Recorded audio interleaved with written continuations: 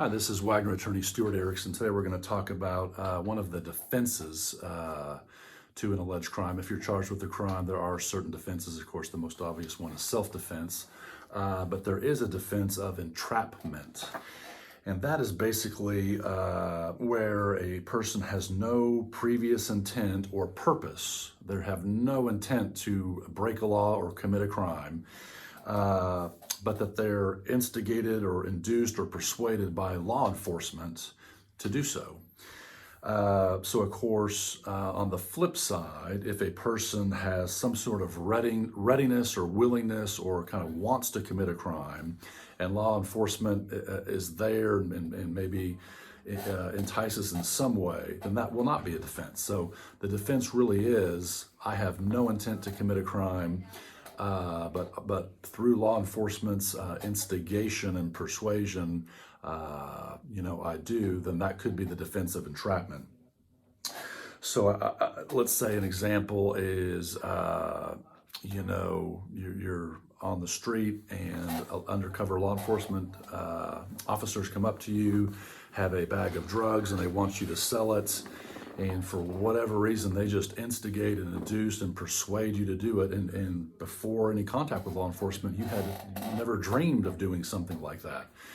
That could be the defense you could exercise the defense of entrapment. Always will be very fact specific, and as with every affirmative defense, the defense has to raise it. The defense has to offer up the defense of entrapment. So you'd have to produce sufficient evidence of entrapment. So you'd have to produce evidence that, yeah, you had contact with law enforcement. Here is what they said. Here is how I reacted. So you have to throw that out there. You have to put up some evidence sufficient, and then the defense comes into play.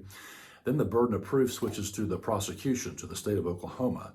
They would have to show that it was not, that there was no entrapment. So that's how that would work. And then, of course, who would decide in a jury trial is not the judge. At that point, it's a fact question, and all fact questions in jury trials are decided by 12 people, by the jury. They decide who's telling the truth, who's not. They decide, do these facts fit entrapment? Do they not? All those decisions are always in the hands of 12 people and a jury. So entrapment is, an interesting one.